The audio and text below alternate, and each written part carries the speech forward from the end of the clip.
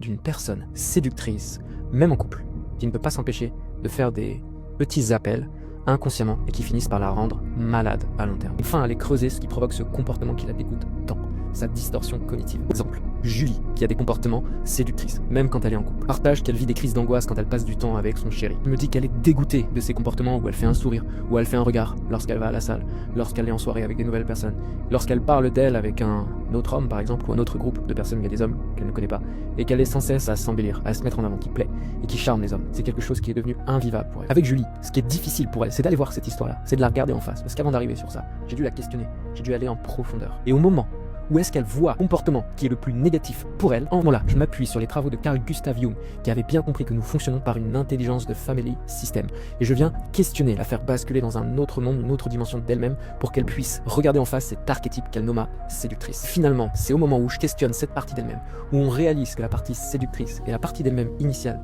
n'ont qu'envie finalement d'un même but, qui est celui qu'elle s'aime, qu'elle soit fière d'elle, qu'elle ait confiance en elle-même, et que sa partie séductrice s'exprime sur le fait qu'elle n'a pas avancé sur ce qui est important pour elle, qu'elle permet enfin de prendre conscience qu'elle n'est pas une recherche de comportement, de tromperie, mais dans une recherche faire ce qu'elle doit faire, qui est important pour son amour-propre, pour son estime d'elle-même, rapidement, parce que ça fait des mois que ça traîne. Réalise que ça fait plusieurs mois qu'elle publie de belles vidéos sur YouTube, en short, sur Instagram, mais que l'essentiel de partager des situations difficiles qu'elle est en train de vivre, qui est essentiel pour son contenu,